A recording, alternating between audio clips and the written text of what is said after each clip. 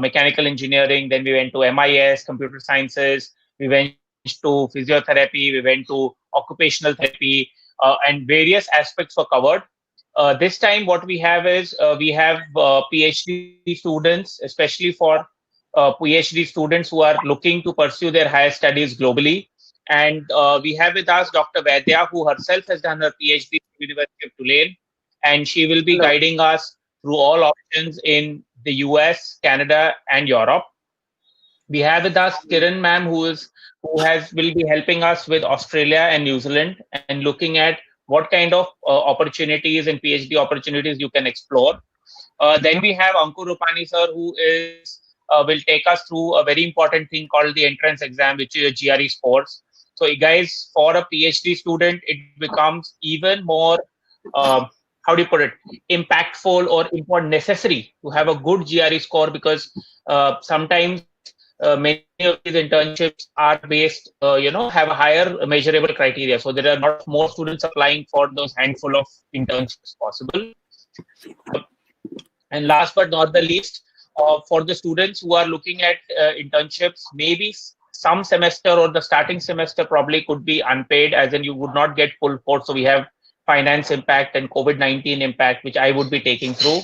And this session, we will try to keep it in about an hour and a half odd, and we take it forward from there.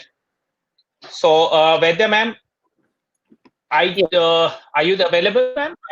Yes, yes. Yeah. Okay. So, ma'am, so, ma'am, now that students are looking to study and the world is, is 100%, everything is available. So, can you take us through the opportunities which exist globally? Yeah, sure. Welcome everyone. And, this is specifically for students who are looking for a PhD degree abroad, which I assume will be really probably only 5% of the student population, or probably less than that. Because, I think when you tell about PhD, that itself is adds stress to a lot of people. They say, even in our colloquial use, whenever we speak about something, you say, क्या तू PhD करना चाहता है क्या? I mean, you just get this work done. Don't try to do a PhD in that. So that is how the PhD word has been drilled into students, I think, right from their 10th grade or 11th grade. And so most of you might think of PhD as some kind of a horror thing. I mean, that's what I have realized when I've seen students. So probably I would like to just give a couple of minutes for you to say that it's not as stressful as, it sounds, or you have heard throughout your higher education post your 10th grade. And definitely it's a very eventful and passionate journey. And those of you who are really thinking about it, you don't have to think that you are kind of a weird person out. That's also one thing students have, कि सब लोग masters करना चाहते हैं और मैं क्यों PhD के बारे में सोचता हूँ. I mean, this kind of a question, like, am I something strange that I'm trying to think of a PhD? Could I be nuts or something? So first thing is that you don't have to worry about that. So if you really want to do a PhD program, you can think about it, and we'll get started with giving you some basic ideas. And also I want to just tell you why it's called a PhD. PhD is like, a doctorate in philosophy. So philosophy doesn't exactly mean wo jo hum sochte hain babagiri kind of thing, gyan bante chalo. That's not exactly philosophy. Philosophy means trying to go to the depth of anything, trying to go to the fundamentals of any topic is called philosophy. So that's why you get a PhD degree, because you try to go to the truth, the fundamentals of any subject that you're looking for, may it be engineering, sciences, law, accounts, whatever field you're looking for. Okay. And when you're looking about PhD programs, it's a key step for you to develop as a researcher. The main aspect of PhD is trying to do research about a specific field of your interest. So until your master's program, the programs are more oriented towards your coursework. But this is a program where there is more focus about the research. So it could be any field that you choose about. The good thing about PhD is it doesn't come with a big tag, or it's not heavy on your pocket. So that's also one good motivation for people who really want to pursue a PhD. Because unlike the bachelor's and the master's program, maybe abroad or India or wherever, rest of the world, most of the PhD programs are funded. Self-funded, what I mean is like, not you don't have to fund it, but they are funded generally by the university. So you apply for the program, and if they find you eligible, then you will be offered a full tuition fee waiver most of the cases, and many times you are also awarded a scholarship like a teaching assistantship or research assistantship or grading assistantship, which is kind of common for students going for a PhD program. So I would say like more than 80% of the students are available, or these kind of scholarships are available for you. So that is one encouraging thing for you, that you really need to take up the call that you want to do it and be prepared for it, and the rest is available for you. And then looking over the academic structure for a PhD program, it varies from country to country, and the main focus is about dissertation and research, where you work on a research topic and then you present your dissertation or the thesis. And also, the reason why you should look for a PhD abroad is the kind of global exposure that you'll be getting, and the awareness through the various conferences that are available in most of the countries. And these kind of opportunities definitely broaden your network in this foreign land. And you will know, like, globally where you stand in your subject, as well as what else you need to do to take this ahead. So these are some reasons why you should, or you can look for a PhD program abroad. Ma'am, the another thing is, if you would know, majority of the companies right now, like example Google, Mhm, okay, for example, even the chemical major, I mhm. forgot its name, but all of these companies were set up by PhD graduates Yes. because they had the expertise in that particular domain. They were at the cutting edge of that particular technology. So when you are at that, so it's not that कि PhD जैसे आपने बोला कि PhD was only for research is now no longer true. Yes. PhD students after doing their PhD come out with leading industry or leading tech companies, and they Yes. kind of revolutionize where we are. See, if you're looking to be an entrepreneur, or you're looking for an industry, all kinds of jobs are open for a person with a PhD. So that is kind of a myth that agar PhD karte ho, so you have to become a boring professor in a university and sit is in one kind of a chair. That's the kind of perception that people have. So that is not really true. It's like your choice. Actually, I would say it's much easier to climb up your ladder academically, professionally, financially if you have a PhD degree, because employability wise you're more employable, plus you have a widened horizon of the knowledge. You fit into any kind of an institute, whether it may be academic or industrial or professional, or any sector that you're looking for. So that's why don't think that job prospects come ho jate. This is one myth that students have कि like jobs बहुत कम मिलते हैं PhD करते हो तो. So that is a wrong concept that you have. So that is not really true. Actually, your ideas, your perception of things broadens, and you are a kind of person who is really wanted by people from any stream of the industry or academia. So yes. Okay. So, ma'am, now we will take now let's discuss about opportunities in the US in terms of the PhD program. Yeah, so as you are aware, PhD program is available globally in most of the countries, like like US, Canada, Europe, Australia, New Zealand. And why US is one of those countries which is a most popular and unique destination for a PhD program. As we are aware that US as a country has a very well designed curriculum, and the kind of training that is drilled in US is globally acknowledged as one of the top or the best countries to conduct independent research. Apart from that, the kind of curriculum and the infrastructure available, because see, obviously if you want to do a PhD program, you need the kind of equipment you need, whether may it be computer science or chemical engineering or electronics or organic chemistry, or whichever field you're looking, you need the kind of infrastructure, the kind of X-ray machines, or AFMs, or microscopy if you're going to biomedical sciences.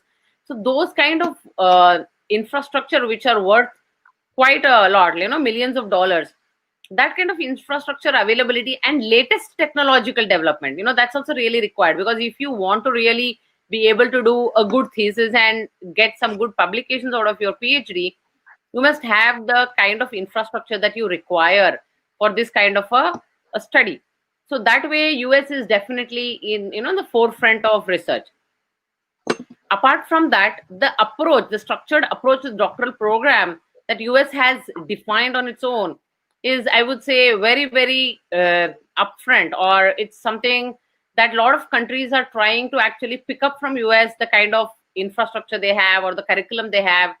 And the degree should not only be making you eligible to do independent research and publish papers, but also you must be able to get the technicalities out of it. Like, say, because somebody wants to branch out into industry, or somebody wants to branch out into becoming an entrepreneur, and all these kind of opportunities, you must be able to mold you into that kind of a form of a person who can branch out into anything once he or she graduates. And the good thing about the PhD program in US is it offers you 1 year of coursework plus an opportunity to do research. If you look at the PhD programs in most of the other countries, it's more focused onto research straight away, and that's why people prefer a PhD in US, because you get an exposure of the coursework initially for a year or so, and the next couple of years you are eligible to do a PhD. So the PhD program generally ranges around 4.5 to 5 years, okay, in US. Having said so, it is not mandatory that it will take that long a time. We have had students, who were able to graduate in like less than 4 years also in US, between 4 years, couple of months.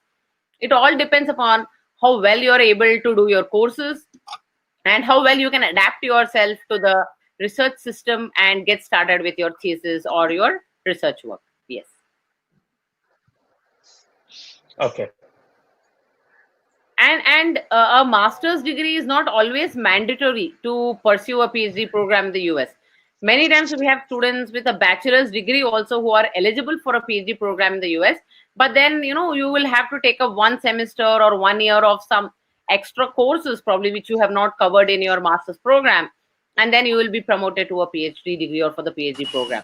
So students with a bachelor's degree who have, I would say, maybe one publication they had during their bachelor's, or probably they have presented a paper in a conference, are definitely eligible to apply for a PhD program. So if you're looking for that, definitely you're welcome to do so, and interview will definitely help you with this front. Okay. So, ma'am, students can also look to do the PhD program post the masters, right? When they start Yes. their masters, and then they look ahead, and they can also look if they would want to convert into a PhD. That is also very well possible in the Yes, US. yes. So you can directly apply for a master's program after your bachelor's, and then your master's program can be converted into a PhD program. So that way, you'll be paying the tuition fee for your master's for 1 year, and the second year of your master's you can convert to a PhD program, and then your PhD can be completed in the rest 4 years. So this 1 year also can be added to your PhD depending on the university norms, how well you're able to perform, the kind of grades that you have during your 1 year of masters. And from the next year onwards, your tuition fee, everything is waived off, and you'll also be eligible for a stipend, a fellowship in the form of teaching assistantship or research assistantship. Okay.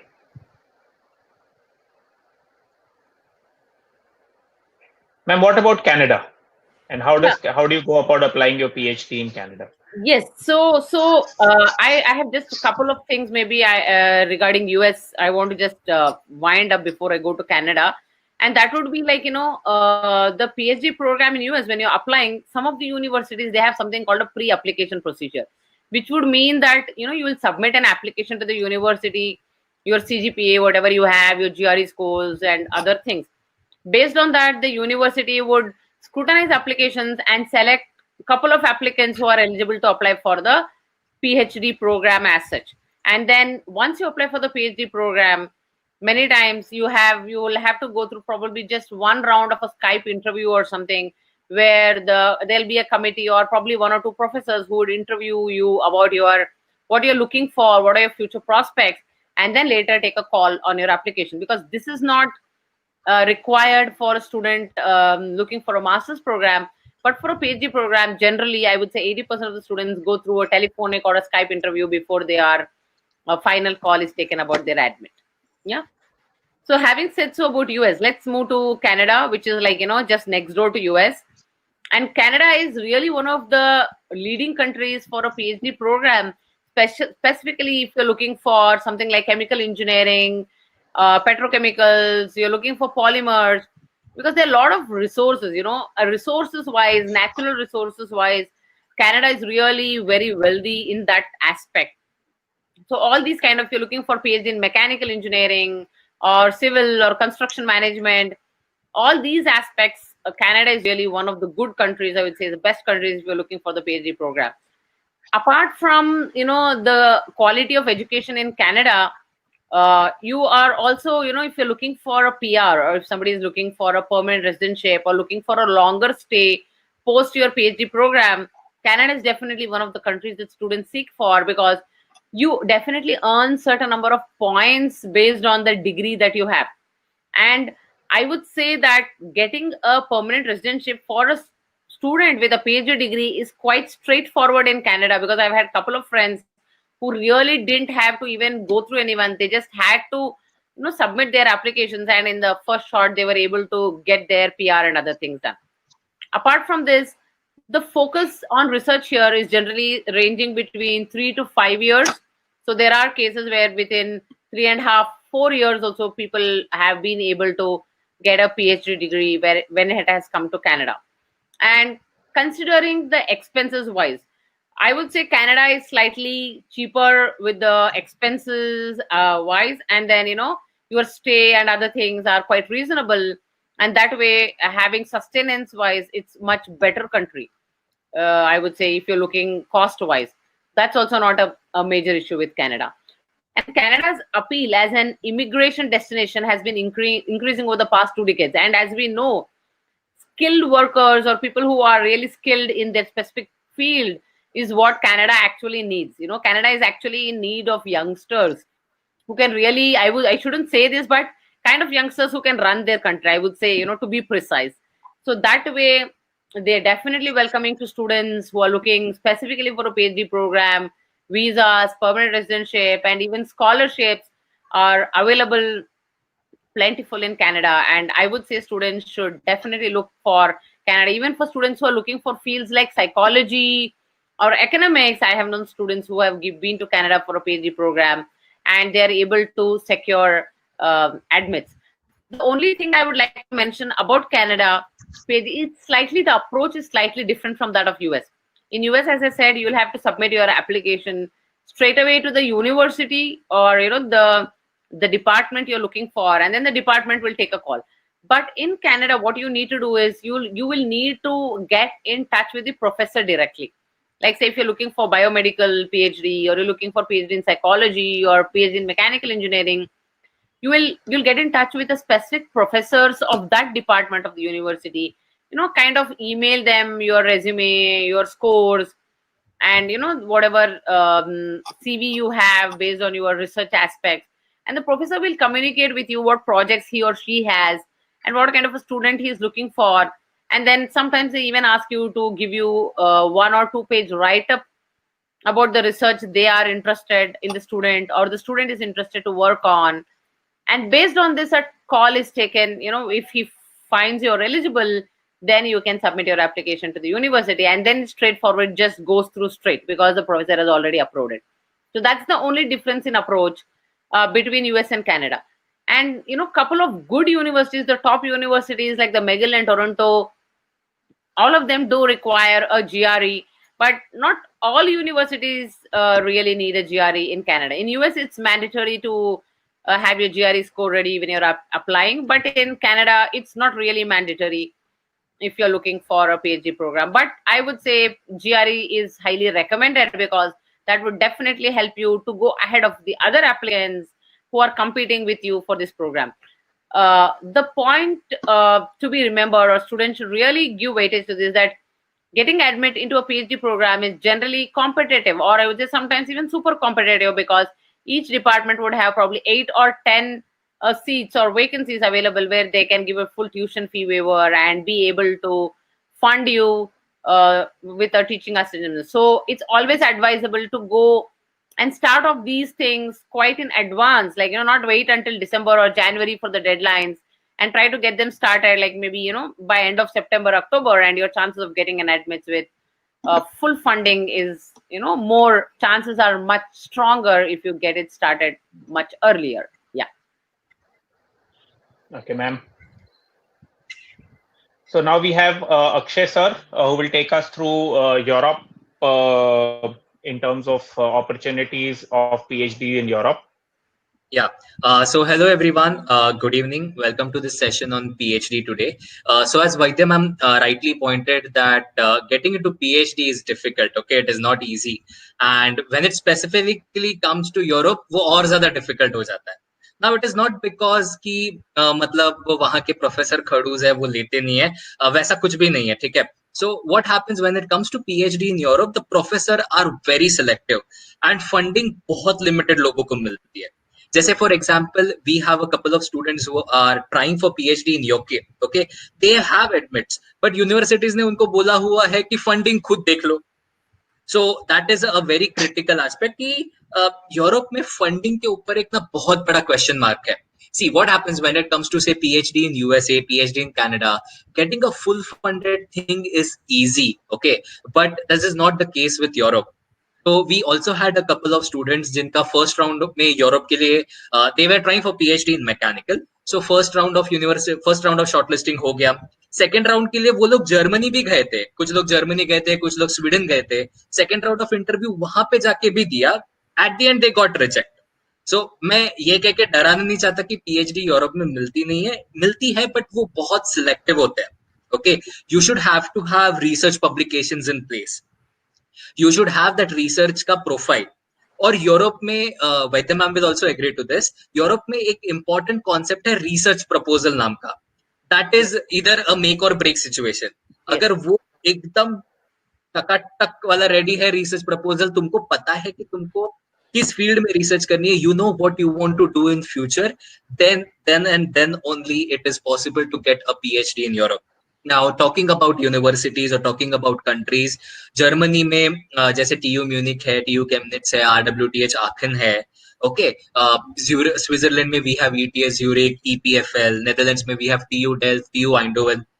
Prestigious universities है, वैसे projects भी है, वैसा funding भी available है. Okay, Europe में on an average 2000 से 3000 euros a month का तुम्हें स्टाइपेंड मिलता है when you are doing a PhD. And Europe में जैसे पीएचडी में तुमको पहले जाके पढ़ाई वगैरह करना, फिर वो तुमको एक असेसमेंट एग्जाम लेके पीएचडी में नहीं ट्रांसफर करते. यूरोप में पीएचडी अगर तुम यूनिवर्सिटीज के वेबसाइट पे भी देखो, PhD is basically listed as a job application. Europe में यूनिवर्सिटी के वेबसाइट पे तुमको पीएचडी पोजीशन में जॉब एप्लीकेशन में ढूंढना पड़ेगा, उनके करियर्स पेज पे तुमको पीएचडी मिलेगा. So that is how it is in Europe. Okay, there are English taught PhDs, there are German taught, Dutch taught. मतलब उस लैंग्वेज में पीएचडी करना will be very difficult. But yes, so देखो क्या होता है, as we are going to Europe for our PhD, Europe में language का एक बहुत बड़ा restriction है. Europe is a language oriented continent. Okay, every country has its own language. You will get English taught PhD, you will get English taught courses. Okay, but what happens now, the professor which whom you will deal with or the localites there, मतलब as a PhD student तुम्हें वो शायद bachelor students को भी पढ़ाना पड़े, masters को भी पढ़ाना पड़े, या उनका प्रोजेक्ट्स लेना है, प्रैक्टिकल्स लेना है, तो वो नेटिव लैंग्वेज का भी एक बहुत बड़ा बेनिफिट या बहुत बड़ा क्राइटेरिया है. So when we are planning for PhD in Europe, academically बहुत अच्छी प्रोफाइल होना बहुत नेसेसरी है. A good GRE score is also required in couple of universities when we look for PhD in Europe. Okay, it is not required at every university per se, but it is required in most of the top universities which we'll generally aim for. And Europe में you can, so European Union में there are 28 countries. Okay, so you can study PhD in one country and you can work in any of those 28 EU countries. You have that flexibility of working in Europe. एक बोलोंगना process करके है, that is a common process which sets the common education system in entire Europe. तो तुमको जो level Germany में मिलेगा, तुमको वही लेवल पोलैंड फिनलैंड में भी मिलेगा. Okay, so you can work in one, you can study in one country, you can work in other European countries, even that is fine. Now UK is no longer a part of European Union. UK Brexit होने के बाद से UK is now a separate entity. But UK also has a lot of PhD options available. So some at some places UK में PhD as a course भी है. In some places UK में PhD as a job भी है. But again, getting a funding is a very critical part. देखो non-funded PhD के लिए generally कोई नहीं जाता. Okay, वो it's a lot of hectic thing to go and not that good thing to go for a self-funded PhD. If you're okay, there are universities who are ready to take you. Self-funded PhD में आराम से admission मिल जाएगा, उसमें ज्यादा कोई tension ही नहीं है. But again, fully funded PhD के लिए we'll have to make that level of profile, and we'll have to contribute to the research. एक अच्छे लेवल का रिसर्च कंट्रीब्यूशन लगेगा. तो तुम्हारा रिसर्च पेपर पब्लिश्ड होना चाहिए. You should have participated in couple of international conferences. वो दिखता है, उससे एक रिसर्च का, एक इंसान के अंदर का रिसर्च का क्या कहते हैं, एक दिखता है कि इस बंदे को रिसर्च के बारे में पता है या इसको रिसर्च करना आता है. रिसर्च का भूत, you can say. Yeah, so he is naturally inclined towards that topic and he wants to delve deeper in the topic. That is a critical thing they want to see.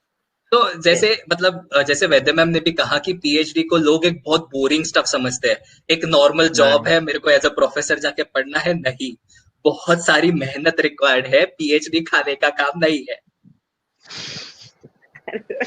Akshay, are you giving a seminar to motivate the students or?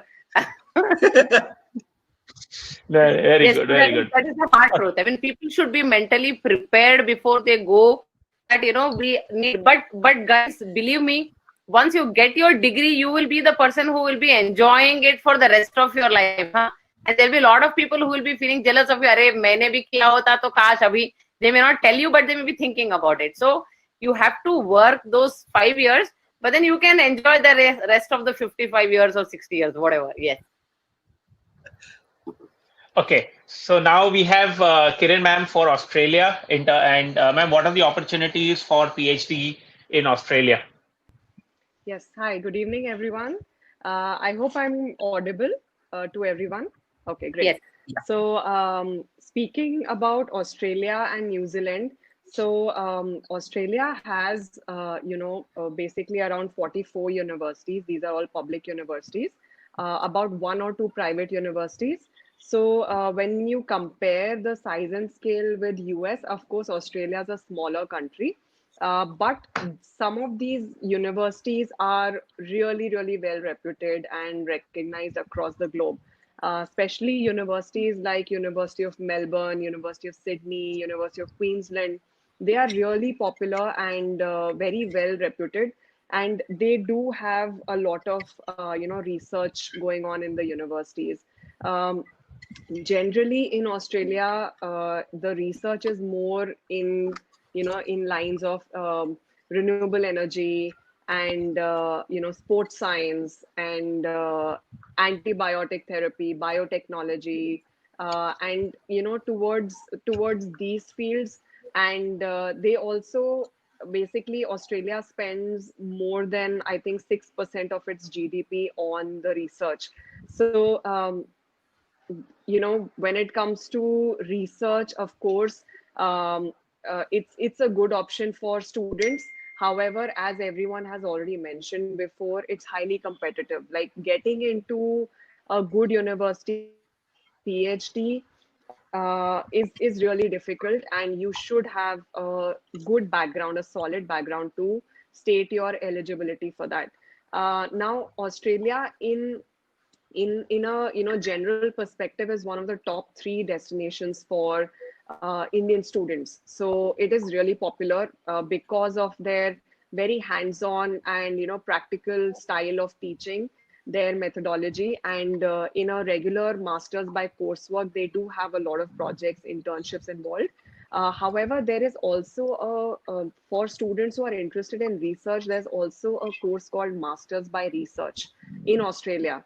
So if a student does not have a very solid background into research already at the time of application, and you don't have international publications, or you don't have, a really strong background in that field, but you are really inclined towards research, there's also a field of Masters by Research, which is really, something that students can opt for. And of course, it can be followed by a doctorate program, a PhD program. So it just makes the entry easier. However, To even get into a master's by research, of course, ma'am is, Vaidya ma'am is the best person to really talk about PhD and eligibility because she herself pursued her PhD overseas. So there cannot be a better person to speak about it. But we will talk about the eligibility part in a few slides. In general, what they look at is a strong academic profile, a strong inclination towards that field and a past background of research. That's what they look at. So in Australia, as I said, there are some really good universities that can offer you a PhD program, but it's competitive to get into. Can we move on to New Zealand, Banit? Yeah. So New Zealand is a very small country, as all of us know. There are only 7 universities in New Zealand, so it's a really small country. 7 universities, which are public universities, government universities. Some of them are really good, like University of Auckland, Auckland University of Technology, University of Otago. They do get a lot of funding by the government, which is close to 3 billion New Zealand dollars, which is huge as compared to their economy. Uh, New Zealand is really popular when it comes to fields of horticulture, agriculture, marine biology. Such domains are really, really popular in New Zealand. And the general, the duration of a PhD program is anywhere between 3 to 5 years, both in Australia and New Zealand. Um, they do have a lot of scholarships available where the tuition fee and stipend, health insurance, everything is covered by the government. So if you have a strong profile and you are getting an approval from a supervisor, it is possible for you to get a really good funding. So there are good opportunities available in Australia, New Zealand, both for masters by research as well as PhD. So, as a one-to-one profile, we can definitely help you out. Over to you, Banat. Okay. Thank you. Akshay sir, would you be running a few polls here? Let's Yes, run the yes, first yes. one.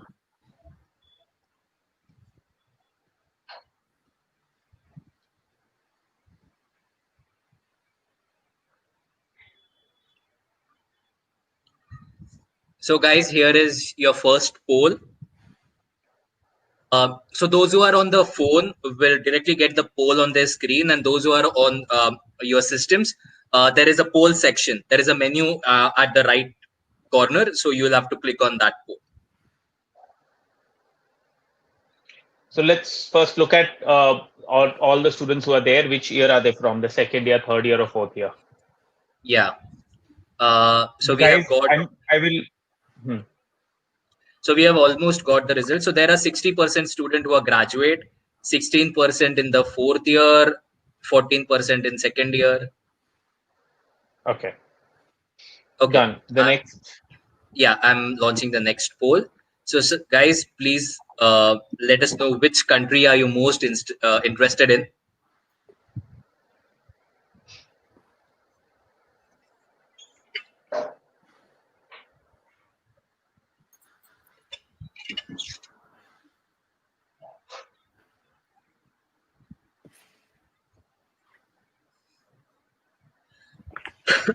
Sorry.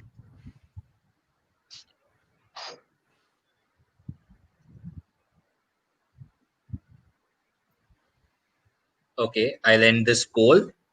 So around 33% for Australia and USA both, around 16% for Canada, and around 16% for others. So well distributed crowd. Okay. Yeah. So let's now the second part obviously is let's look at the I'm SCAVAC of. actually just wondering what is the other countries like, because we have stated the most common countries. So I'm just trying to Yeah. understand what would be the other countries. Actually, Europe. going a bit off track, but Vaidya ma'am, you would probably be interested in this. We have a student, an Imperial student whose sister was doing her PhD from Israel. Okay. An Indian student who went to Israel to do her PhD. So you never know. So yeah, maybe... actually, Israel is a very good country for a PhD program. We have so many Nobel laureates from Israel, actually. If you look up, Okay. Yes. Israel and But Singapore, I as think. Indians, we are just like Yes, we only have the idea of these, yes. conventional There, countries. So it was very surprising for me to you hear would that. be surprised. My husband's student who's graduated PhD has got a postdoc position in Israel. Wow. Yes. Wow. So post Okay. his PhD, he is going to Israel for pursuing his postdoctoral studies. Yes, not to US. Okay. Acha. Okay. Yes. Good. It's interesting. Nice, Israel, nice. like one of the most having the best system for cybersecurity in the world, Yes. the most Wow. secure Okay. country. Okay. Obviously. It's Okay, so good let's look at now information. good insight. Okay, so now guys, let's look at the job opportunities. So let's start with the US. Vedya ma'am, would you like to take us through Yes. what happens after a PhD? Yes. So this is a good part, because when you are speaking about doing a PhD and how stressful it is, when you know the fruits that you're going to get, I think then it's more encouraging for you to venture into it, right? Because we are all more Yeah, yeah. result oriented. कि अरे बाबा क्या फायदा है इसमें, फायदा है तो करेंगे. I mean, obviously passion driven you have, but along with passion you need some fruits, right? सब करने के बाद नहीं Agreed. हो, कहीं पे जाके पेड़ के नीचे बैठ जाओ, तो I don't think anybody will do a PhD. So yes, there are lots of benefits being able to get a PhD degree. The first thing, obviously, being employability. I would say, like, especially if you're looking for US, obviously you get a 5 years visa to do your PhD. Apart from that, if you're from the STEM background, I think most of you are aware, STEM stands for science, technology, engineering, and mathematics. So if you are pursuing PhD in any of these programs, you get a 3 year stay back. And let me tell you one more than the job. Obviously, job is not a major issue. If you look up the job prospects, the average PhD holder can get somewhere. I mean, $1 lakh is like a minimum average that a student is eligible. The good thing about a PhD is, see, you are associated with a mentor for more than 3 to 4 years, right? So kind of your mentor becomes more like your parent. I mean, that's what is my experience. So the mentor is the person who is like, Are Baba, I have to get my student placed somewhere. This is not the situation for people with a master's degree, because you do 6 months of a project somewhere. So there are a couple of students who are already doing a master's degree. And believe me, people who are doing their master's projects are generally working with a PhD student. There'll be a student who's doing his PhD thesis, and part of his thesis, like उनके chapter का आधा chapter का काम कोई masters का student करेगा. So those kind of thesis, like 5-6 thesis, master's thesis put together, is something that is a PhD.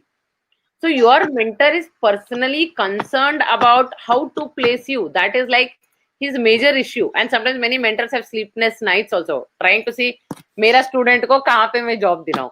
So let me tell you, you really have to only focus about your PhD.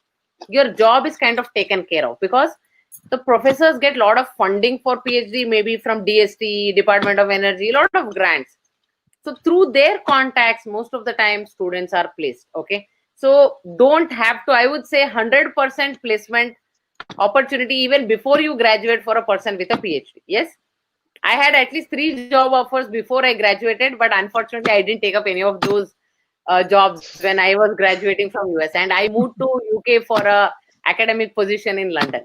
Okay, so you can take up as a design research director or executive directors, project managers, industrial professor. There are a lot of opportunities. And one more good thing about graduating with a PhD degree is, which is really true, is if you're looking for green card, H1B, all these things in the US, it's really straightforward, because there's a different channel or different route for people who have a PhD degree.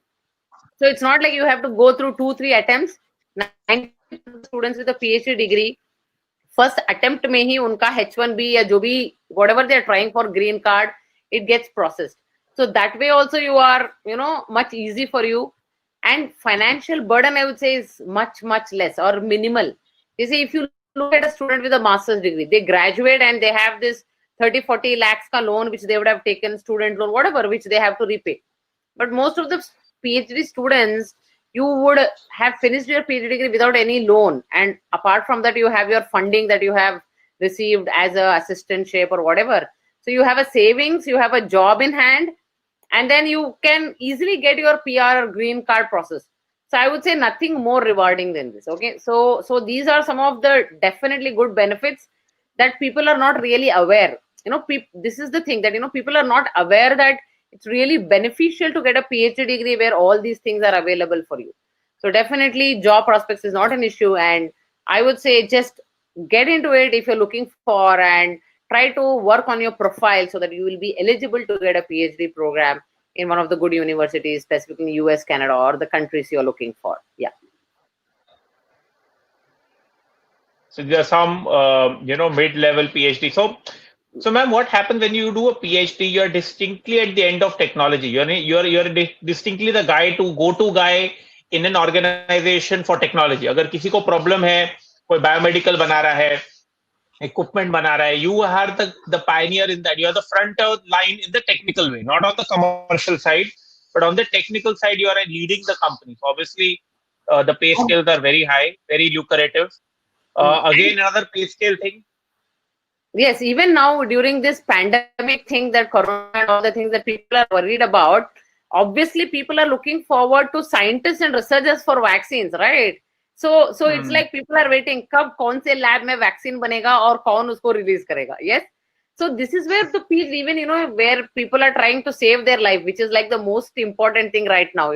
More than your bank balance, what matters is keeping people alive. And this is the front where you see people who are researchers in pharmacology or chemistry or chemical engineering or biomedical. Everybody is overlapping, putting their best foot forward and working and trying to get the vaccines out. So even if you're looking for working in an industry, and I'm sure the industry where the person who is the team which is going to work out on this vaccine for corona, the next 2 generations of their families don't have to really work. That kind of a revenue. I mean, if you're looking at the revenue front, that kind of a rewarding revenue they would be able to get. So obviously you'll get an opportunity to translate your knowledge into whatever you're looking for, finances or other things.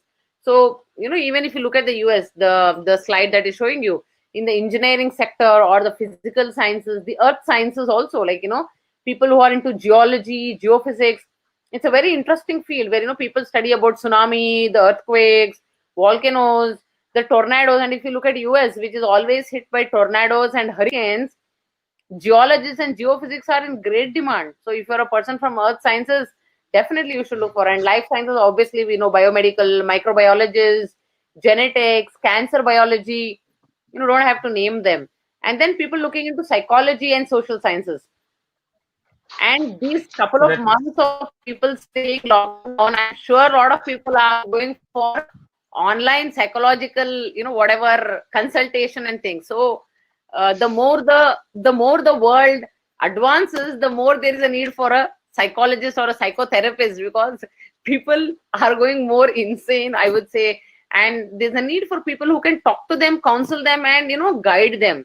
And also in humanities and arts, this is also not a field where you really need to neglect. If you are a person from a MA degree or you're looking for PhD in design, go for it, because there's a lot of things. And even we have had recent Nobel laureates also who have done really well in humanities and arts and economics, and who have been awarded with great things. So all these fields are represented. And if you're looking for any of these fields and you're passionate about doing something on your own, because PhD is a field where the mentor can just guide you, but the rest of the thing is your own input into it. So you can form your own thesis, your own design of the structure you want to do. And all these programs are definitely available for students looking for any field.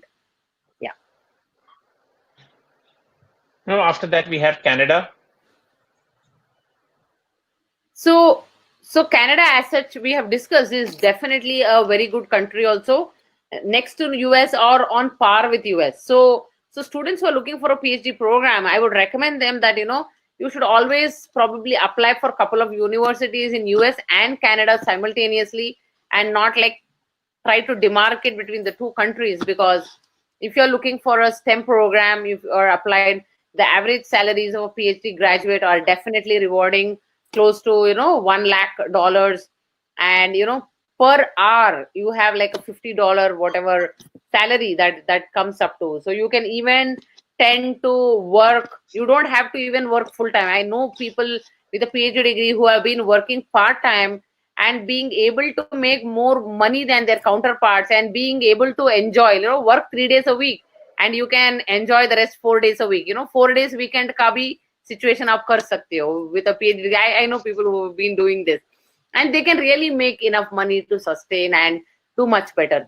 That way, if you're looking for any program in engineering, sciences, psychology, Canada is a very good country. And for future, if you're looking for stability, like, you want to settle in the country, be able to get your PR and other thing process, Canada is a fantastic country. And even the natives of Canada are very welcoming people, where they really are welcoming to people from other countries and encouraging in the job front. So that way, I would say Canada is definitely a good country to look forward to.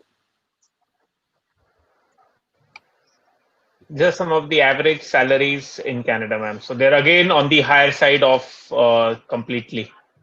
Yes. So as we're saying, it depends on the region. Like, Canada is split up into the different, whatever you would say, the regions. And based on where you are, the kind of salaries are different. Like how you have, even in India, the metropolitan cities and the other places, the salaries based on the cost of living of that location, the salaries are. But it's definitely higher and more than sustainable limits. So I wouldn't say that, you have to really worry about salaries in Canada and travel wise, stay wise, and it's also a very pleasant country to settle there for good. And definitely look forward to Canada for a PhD program. Okay. Akshay sir, how about Europe? Yeah, so again, as I told, like during your PhD, you will be paid somewhere around 2,000 to 3,000 euros a month. Again, that is a very handful of an amount.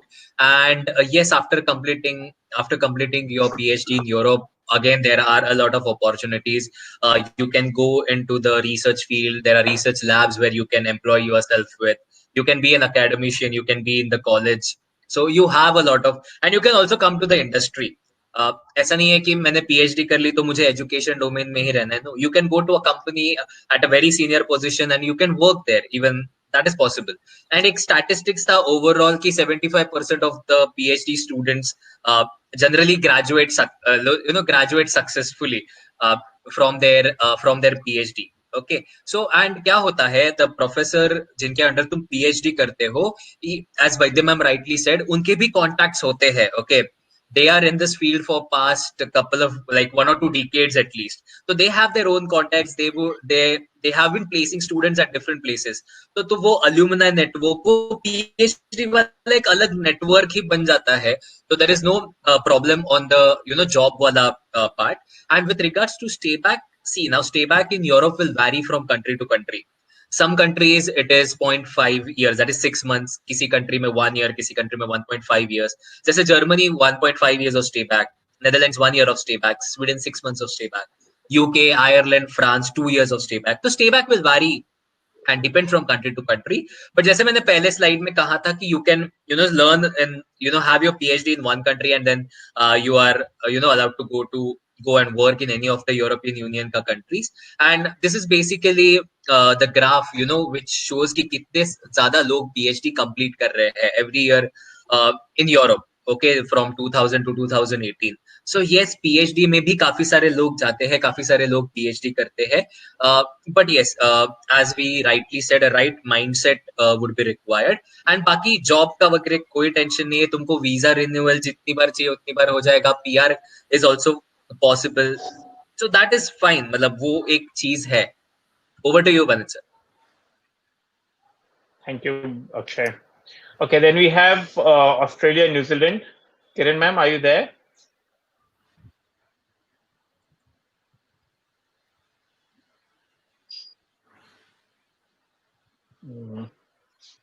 Okay. So, if you're looking at Australia, Australia is also... Vaidya ma'am, yeah, I would want you to take it over. Yeah. Yeah, so Australia is also similar to Europe, I would say. So after PhD, candidate can work with the university as a full-time researcher. So many times, you have openings like as a staff scientist or some such things which are available in Australia. So maybe, Kiran ma'am can probably throw more light on this. Yes.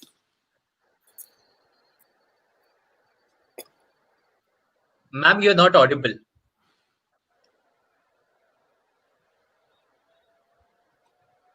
I think she's going through a slight uh, internet connection. That's why the delay is. Guys, just hold on a minute. We should be live Ma'am, in you a are not audible. second. Yeah. Okay, HK, you're not audible.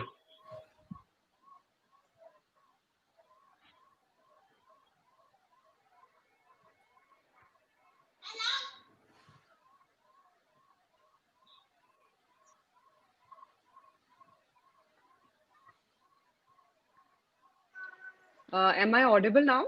Yes. Yes, you Yes, are. you are. Okay. I'm just scared that my son would just scream in the background, but we'll continue.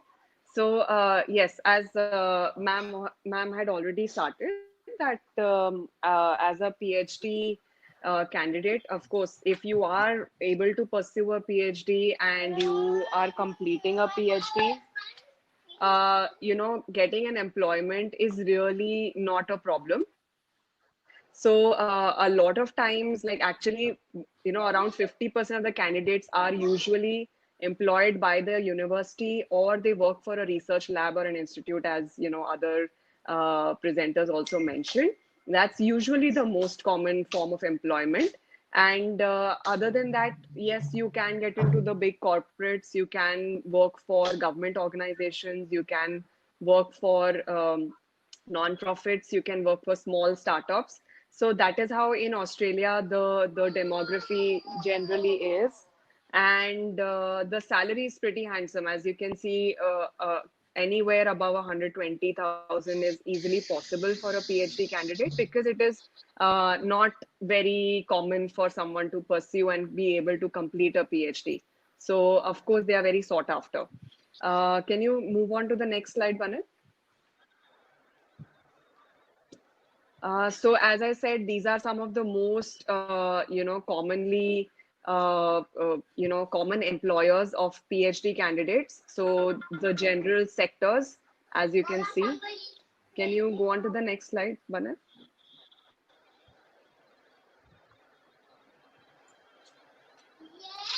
So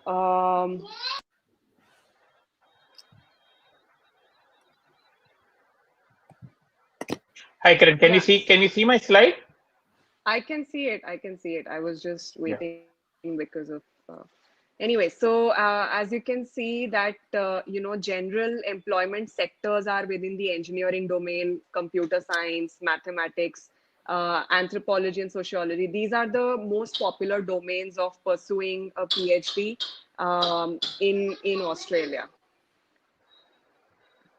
Next, please. Can you please? Okay.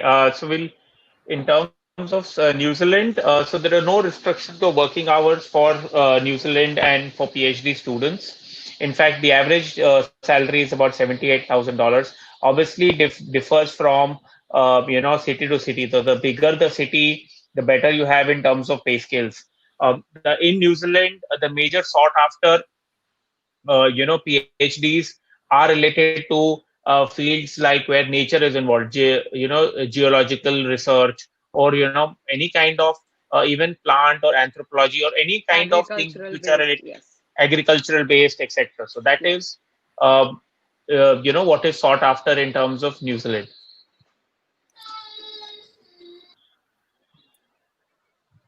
Okay, so guys, this was about the stay back opportunity, stay back and job opportunities, and I must say that the kind of job opportunities and the kind of जैसे बोलते हैं ना ma'am ने बोला what will I get after a PhD is the main मुद्दा for a lot of students and parents. So guys, I think it is an excellent option. The kind of opportunities which do exist after this is simply a thing which you can invest in for 5 years, and obviously these PhD opportunities are tough to get by. So let's understand how you can go about by applying to these universities. So, ma'am, so the first aspect is obviously looking for. Uh, Oops, sorry.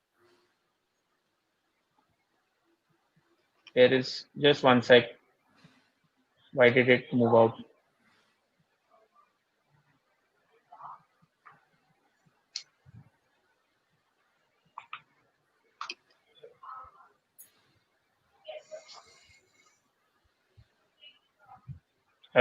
Sorry guys, I think I lost the connection there.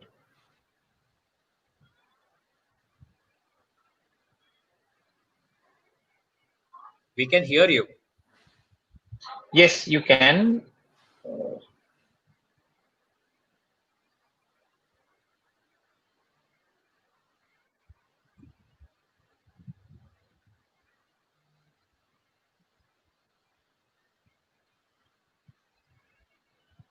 Okay, we were there.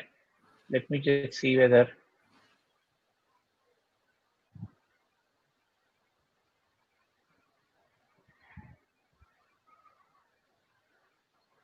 Okay.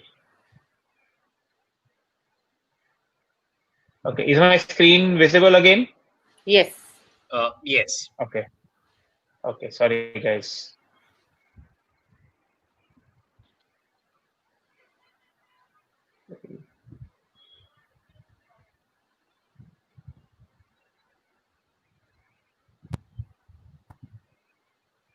We were on the eligibility criteria. Okay, ma'am. So we would want you to take us through what are the eligibility criteria and how do you hunt around for a project guide? Yeah. So as we briefly spoke before, I'll just run through it in a couple of minutes. Like specifically, if you're looking for US, as I said that you will first have to apply directly to the university, based on your profile. And once you apply to the university, sometimes most of the times a pre-application procedure, and then they ask you to then submit a full application. So when you submit this full application, we recommend you to get in touch with a couple of professors in that university that you are interested about your program. Okay. So then those professors, what happens is if you communicate with them, they will be able to push your application in that specific department, because the application goes through a committee, and if the professor knows you through an email XYZ, and he'll be like, okay, yes, I know X, so I definitely think his or her resume is good, so kindly, we can go ahead with this candidate and be considered for a PhD program. Once this is done and you are into the university, the way it works is 1 year you have your courses, and during that 1 year, you will be kind of interning with the different professors, and then finally at the end of the year is when you will take a call about with which professor you're going to join for your PhD, or who's going to be your PhD mentor. So this comes after you join the university, but prior to that is the pre-application, trying to get in touch with the faculty, and then they will be able to guide you regarding your admits into that specific university. Yes, which is not really mandatory for MS program, because that is, the professors will not be able to help you before you get an admit, but here it is helpful. Yes. So ma'am, so as a graduate program, you can just apply into it, but here it is important to connect with the professors, and they should like you as a PhD student for them or their Yes. department to basically fund you. That I guess is the most important thing in Yes. the application. Yes. So after you submit your applications in those respective universities, the student needs to get in touch with the faculty with their resume or whatever which overlaps with their interest, and that will definitely help them to get a fantastic admit. Yes. And Okay. as we already went through some of the things, the Skype interview or things that happen, but if you're looking for a master's program and later want to get it converted to a PhD program, that is also definitely possible for students. And as I suggested, the students have to go through a lab rotation, and at the end of 3 months, the faculty, the student, and the head of the department or the dean, all of them sit together, and then there is a decision made as to which professor will be the mentor for which student. So that's how it works. It's not like you just pick a professor and the professor is like, okay, chalo mere lab join ho jao. No, it doesn't work. You have to work in different labs, get that exposure, and when you're working in those labs, the professor is going to watch you, gauge your abilities, your skills, and then the decision is made. So that's why it's rightly said, it's more like treated as an employment rather than a grad school, because they're going to judge you and then take a call. So that's why the time you're in India, whenever you're waiting, once you submit your applications, so try to work on your skills, which will help you to finally be able to get into a good lab or a good mentor. Okay, now, I just wanted, before we move on to country specifics, and this I would like to put it to you as well as Akshay sir. Most of the students we saw were people who are currently graduated, and Yes, they will be looking at the 2021 application, if that is what I yes. am assuming in terms of the odd, about 100 students odd here who are listening. So tell me, ma'am, in terms of what should they be doing right now to fulfill or get the best attempt to these countries? So Okay, let's so start with USA, Canada, Europe in yes, or yes. So in the first thing they need to do is obviously clear the mandatory exams that are required, because the GRE and TOEFL are two specific examinations that you need to clear to get into universities in US and Canada. And I think some of the US university, the European universities are also nowadays, recommending probably. So first focus on your preparation for GRE and TOEFL. Try to clear them with a good score, because you will be funded for your PhD program, which means you will be working as a teaching assistant, teaching the undergrads there. तो obviously अगर आपका TOEFL का score अच्छा नहीं है, आपके speaking skills अच्छे नहीं है, तो कोई आपको एम्प्लॉय नहीं करेगा, right? That's why you must be trying to aim at 100 plus in your speaking skills or your TOEFL skills, and a GRE score of around at least 315 plus to be able to get into good universities. Once this is done, next you need to work on your statement of purpose and other documents which should show your motivation and passion to be a part of the PhD program.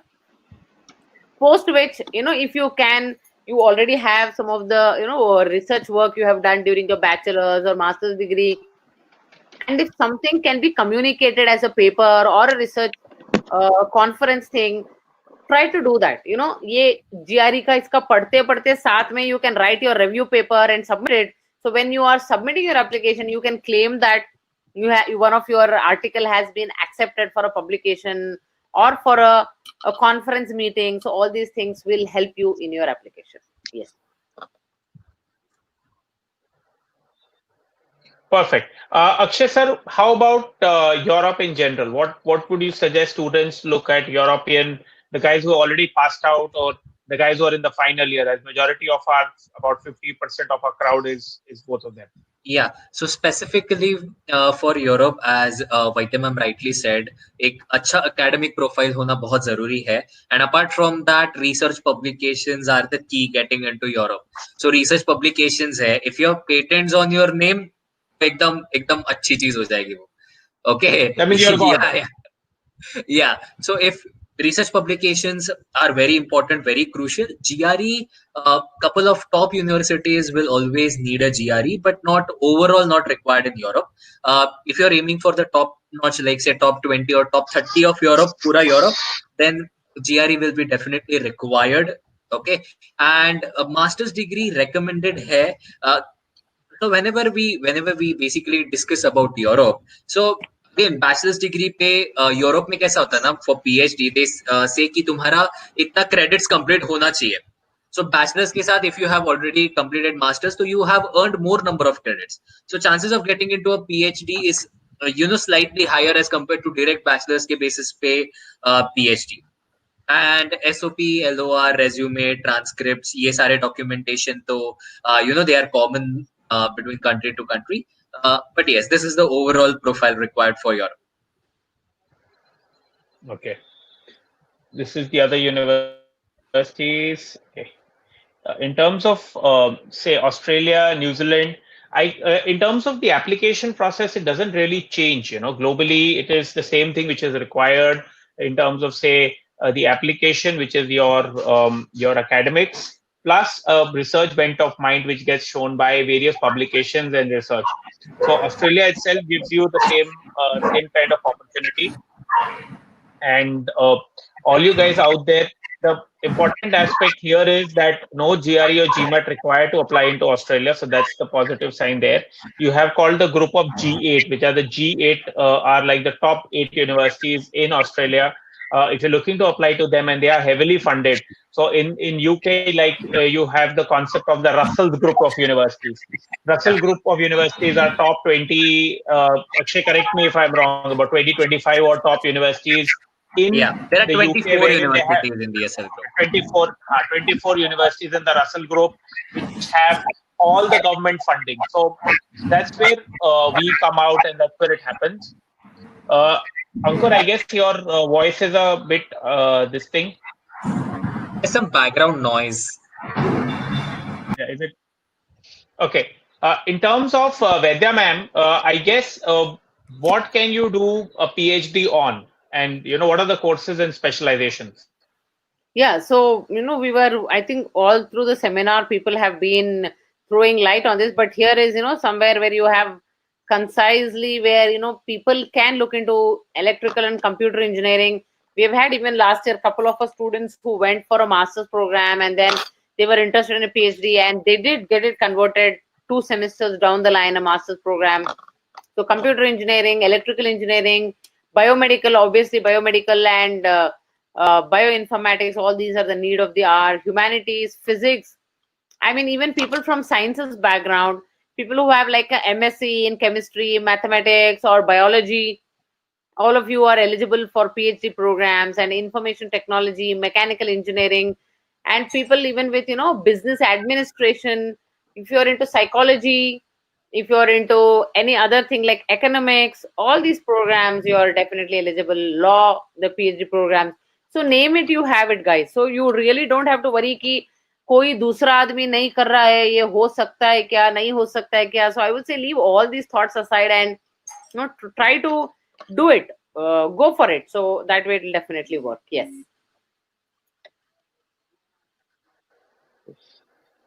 Okay, so now, guys, we've discussed a lot about how options, criterias, eligibilities, and coming into. Obviously, the first parameter, like Vedya ma'am said, is a good GRE score, and either GRE score does play a big impact. So we have with us Ankur sir. Ankur sir is himself studied from University of Maryland, College Park. He's a mechanical engineer, done his master's there, and been training students for the last 10 odd years. So, Ankur sir, how do you get a good score for GRE? We have written 165 or 320 plus or 330 plus. So, what is the GRE and how do you get this score about? Yes. So yeah, I guess it's been a long session, so I'll keep it short. Yes, GRE, as Vedya ma'am has said, for US definitely required, and other countries funds will be required. Now, how do you go about it is very simple. It's not a very difficult test. 2-3 months of focused practice can help you crack it. It's more about testing your logic than anything else. Okay, so don't think कि maths मेरा weak है या English weak है. आपको maths 8, 9, 10th standard तक चाहिए, और English में obviously vocabulary चाहिए. But once you develop vocabulary, it is a test of logic. Okay, so what we do is we help you to build the vocabulary and in parallel develop the logic. So for the verbal, as you can see, you'll have 20 questions in each section and 2 sections honge. And you'll have 30 minutes per section for the verbal. Okay, quantitative mein, like I said, it's very concept based, a lot of logic involved. So again, we start from the basics and we help you develop the concepts and the shortcuts, because mainly quantitative is all about doing it fast. Okay, because तभी जाके quant में आपका full score आ सकता है. And verbal is all about developing the reasoning skills, because unless and until you are able to catch what the question is asking and understand it very deeply, you won't be able to get things right in verbal. Okay, so it's something like, I would say, in parallel to a PhD. Like if you're looking at a PhD, you really have to go into the depth of things. Okay, so your in GRE, you have to go into the depth of things. You can't be superficial. So quant में भी depth में concept चाहिए, और बहुत advance नहीं, not like calculus और anything, but basics आपके बहुत क्लियर होने चाहिए.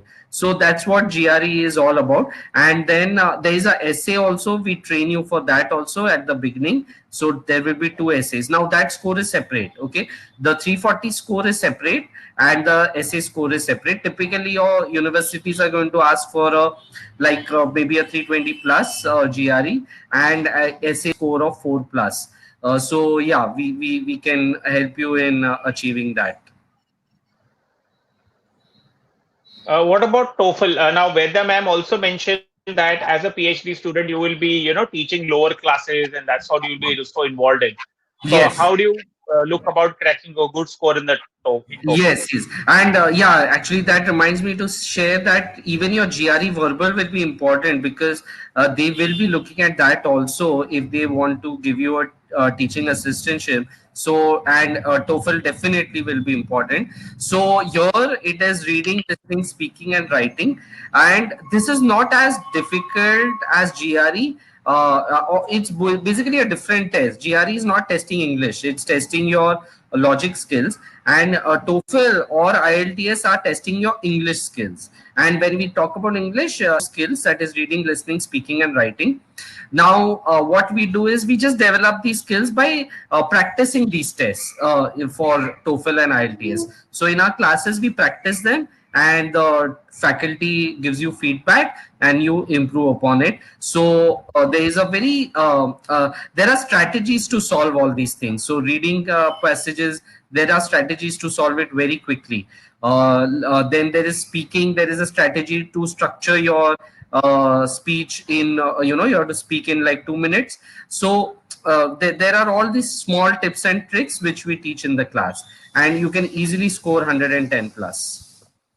Ankur sir, also one more thing, like when we basically talk about, say, research assistant or being a teaching assistant while doing a PhD, I guess speaking and writing are the two crucial aspects of both IELTS and TOEFL.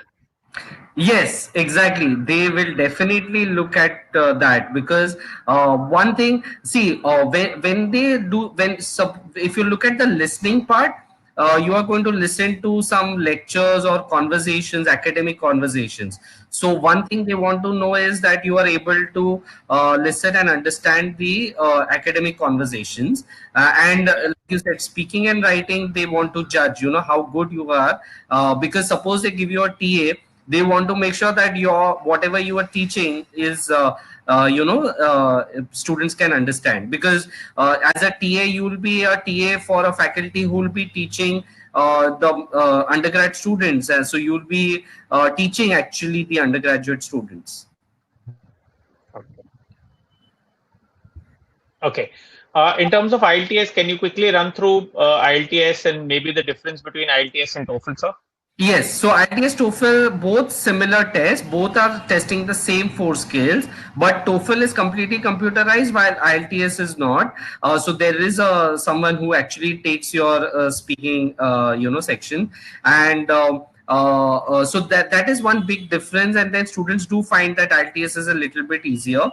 So if you're planning other countries, you can definitely go for IELTS. But if you're planning US, still the recommendation would be GRE and TOEFL. Because generally universities accept TOEFL in US, and but otherwise the skills remain the same, okay, but just slightly difference is there in the nature of the questions. But yeah, more or less it is the same skills, and we of course have different classes for IELTS and TOEFL, because the nature of the questions is different.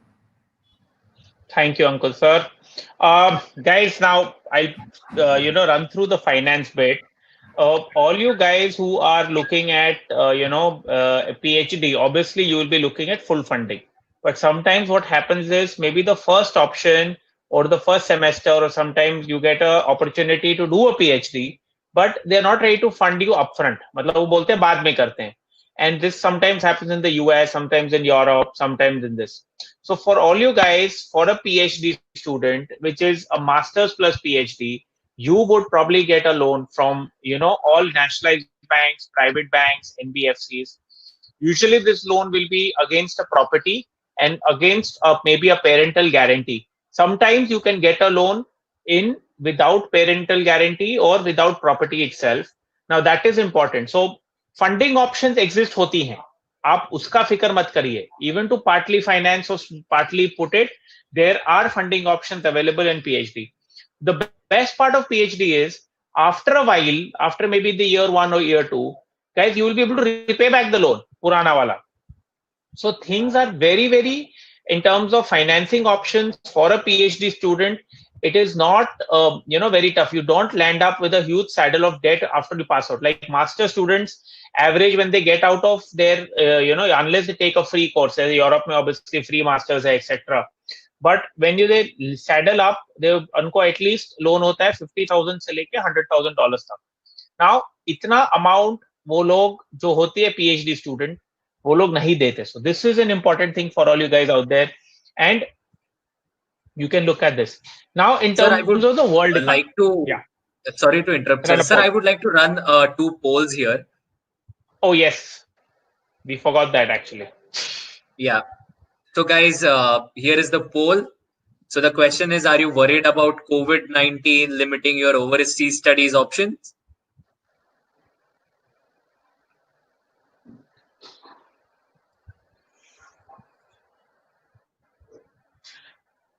Guys, please answer. No one is answering.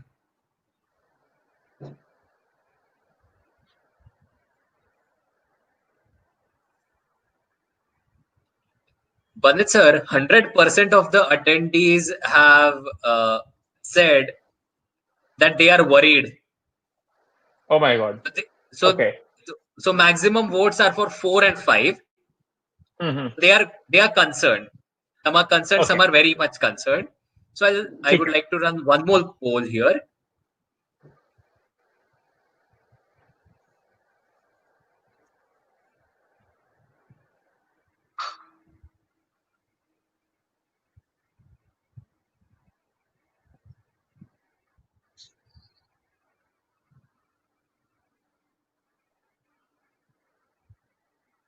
Okay, so COVID was there. Now, how many of you are ideally worried about securing your finances?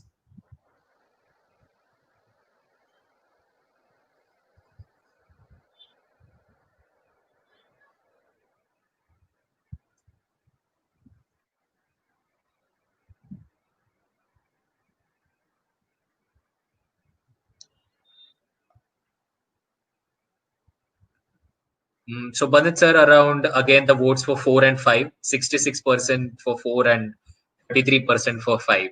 Over to you, sir. Okay. Guys, first of all, you don't need to be so much worried. Trust me on this. As a PhD student, the world की funding कम नहीं हुई है. In fact, world has aggravated or increased its funding opportunities. You will have a lot of students. So, okay, you guys have to understand one thing: how the ecosystem of the world works. India में the ecosystem of research primarily is maybe at the IITs or mainly done by private companies like India का pharma companies. They do privately research काफी करते हैं. In the global company, so in the global perspective, and I will share that statistic in the next slide as well. A lot of this research, universities or governments fund the universities to do research. Now we had a couple of professors who came in last year, and like one of the very old, Indian origin professor who was there, and he told me, and gave me certain insights that, guys, in the US, the professors are incentivized to do or bring in research or grants into the university. In fact, the entire effort of, if he can say, said if a student has, if a professor has brought a certain grant into the university, he can actually, not take any classes for that semester. So that is the kind of flexibility they have. India में क्या है? Our professors, unfortunately, are teaching a huge number of subjects to a huge number of students and don't get time for research. मतलब वो culture ही नहीं है in the organization or in the university. हमारे में more or less रट्टा culture है, that's how we have it. So that impact, and furthermore, in the world economy, if you're seeing right now, you guys are going to pass out 5 years down the line. Say 3 years, 4 years, 5 years. उस time पे ये सब COVID-19 साफ हो गया होगा. In fact, you will be at the edge wherein lot of efforts will happen due to research and technology upgradations due to COVID-19 in the field of medicine, in the field, so that we don't get hit by a pandemic again. And various even in some, so not only say medical healthcare, say in AI, say in say neural networks, or say in how to track people mobility around, how to keep them safe, how do you track people moving around, how do you curb the spread of the disease. अगर ये disease, I won't say disease, but अगर ये pandemic China में ही control हो जाता है, जब ये शुरू हुआ उनकी वेट मार्केट में, if the technology would have curbed this pandemic there itself. Right now पूरी दुनिया में नहीं फैलता, अभी पूरी दुनिया में फैला हुआ है. क्यों? क्योंकि obviously our systems are not evolved, and obviously that kind of technology will happen. So guys, that is the first thing which you should understand. Another thing what you should not be bothered about is that the COVID-19 or pandemic will not change world trends. What do you mean by world trend? If, for example, I want to, this is the slide which is most important to you. If, for example, this is the spending of a country as a percentage of GDP. GDP मतलब उसका total economy size कितना percentage वो पे कर रही है और spend कर रही है. You will see that the European nations are spending the maximum for overseas or for spending. When this PhD, as a PhD student, if you are getting so much research funding, you're getting the right equipment, you are at the edge of the technology. Like Europe में काफी clean energy के ऊपर हो रहा है, काफी Germany में काफी mechanical engineering, precision engineering, all of that is very very strong there.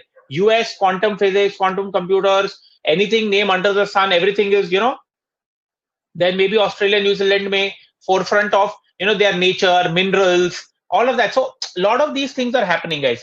So आपको तो टेंशन लेने का जरूरत ही नहीं. That is one thing which is very clear in terms of PhD students out there. Obviously the quality of education very very high, level of employability very very high, starting salaries over the roof, मतलब far higher or double of master students, average of master students. So guys, अगर आप 2 साल additional लगाते हो, there is no problem. And I would personally say you check out the any company which is technically oriented. Okay, any company which is selling a product, maybe technical, maybe in computers, maybe electronics, maybe in pharma, maybe in biomed, maybe in whatever, in chemicals. You will always find that they have a the chief technical officer, they have a technical head, and these guys are the ones calling the shots in the organization. They are the ones driving the organization. The commercial guy or the finance guy or the marketing guy is just selling what these guys are making, but these guys are making the stuff. So you want to be the makers or the sellers? That is the question mark when you look at PhD. Now coming to who we are. So we are a group of consultants, enthusiasts. We are everybody. Vaidya ma'am, like, is from the US. She's done a PhD from the University of Tulane. Akshay sir is himself from Germany. He's done his masters from there. So we are here, helping you and guiding you. So ma'am, I wanted to ask you one question here. How did, just to share your experience and thoughts. So how did you go about, pursuing your PhD applications? And you were also instrumental in selecting the PhD applications when you were in your postdoc research, right? You were actually shortlisting them for the professor. Can you throw some insights on that, and how did you go about so for our students? Ma'am, you are on mute. Ma'am, can't hear you.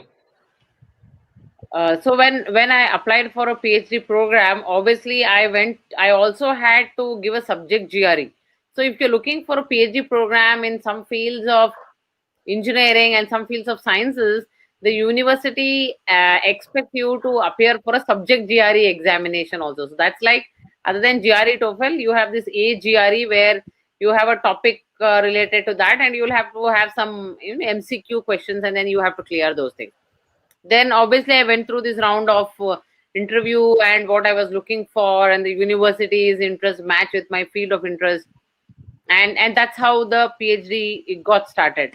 And I was offered teaching assistantship for the first 1 year when I was taking my courses. And during that time, as a teaching assistant, I was teaching the undergraduate laboratories. And second, third year, the rest of I finished my PhD in like 4 years. And the rest of the 3 years, I was offered research assistantship. So, and during that time, my mentor was the Dean of Academic Affairs. So that means he was scrutinizing applications for students who are applying for the master's program or for the PhD program abroad for their admits. So alongside my mentor, I was scrutinizing applications for him, like especially the Indian applications, going over the SOPs written by students, going over their resumes or the LORs that were received, and trying to figure out which of them were really eligible to get an admit. So this kind of experience has actually given me more clarity about how the procedure is, how transparent it is, and what exactly the university looks for in the student before they can give them an admit. So I would suggest you, like, those of you who have graduated, try to get your exams done, like, your GRE, TOEFL, and your papers if something can come out, or otherwise associate yourself with some project guide or some kind of an internship with some company working in the respective field. So all this you can run that you Ma'am, slightly. initiated the project getting an admit. Ma'am, there is some Okay. lag in between. Yeah, there's Oh, some lag in. No problem, but now we can hear you clearly. That was nice to hear. So,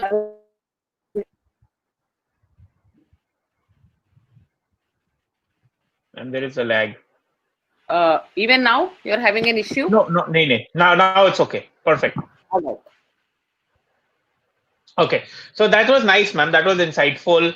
And ma'am, okay, as a from the insider's perspective, now I've obviously take us through our services and everything. Uh, from an insider perspective, what was the major thing you used to look at to accept a student on a PhD program or reject a student for a PhD program? So the main thing is, like, the draft, that is the most important thing in the application, is your statement of purpose. Because see, that is what will help you to go from a pre-application to your application procedure, or you will be sending this even to the professors you're getting in touch with. So the professors will get a perspective of who you are. It reflects you, right? So the Mhm. student cannot be there, but it speaks for the student. So why you are interested in this program, what have you done so far, or what are your achievements, and specifically what makes you worthy of this program. So all these things, it's like, a gist of your thing. Like they say, you have this seed, later it germinates into a tree or a plant, but wo jo bhi information chahiye, it's all coded into that seed. So that's how is your SOP, like, it's like that one small nutshell, but it's very very important, because that differentiates between the various students. It's like, अगर तुम you put a seed for a आम का पेड़ डालते हो तो वो seed आम ही आता है. You put a seed for something else, like Correct. a neem tree, you get it. So everything is coded in that one small nutshell. So that's how it is, and it really can differentiate the passion, the effort put in by the student. So guys, it's very important you get your SOPs right, and don't try to copy SOPs, plagiarize SOPs. All these things are really very detrimental to your application, and that's where, even as a team Imperial, we help you guys out in this procedure as well. It's a part of the application. Yes. Yeah, I Right, would ma'am. like So to, obviously, yeah. sir, I would like to run a poll here, final two polls. So, Okay. like, which part are you most worried about? Like GRE, country selection, documentation, finances, visa, etc., etc.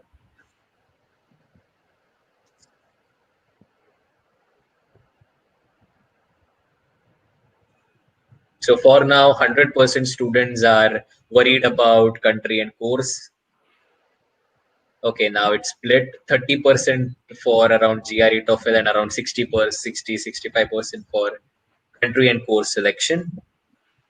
Yes, the final poll here.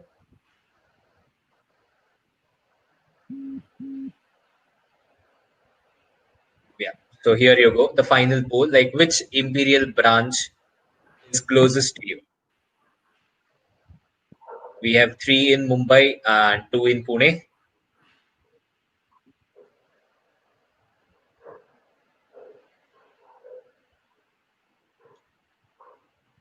Around 75% for Kothurud and around 25% for Thane. Okay. Okay, Okay, over to you, got it. sir. Okay, so guys, obviously we covered parts of this. So पहले सबसे पहले GRE is important. Score अच्छा लेना है. IELTS TOEFL is important. That's the first thing we train you. So we have an online lectures which are going on. Please reach out to us, and we will connect you, or our team will reach out to you after this once you've registered for the webinar, and we have your details. Our calling team will register you and help you get into the demo lectures. सबसे पहले ये important है.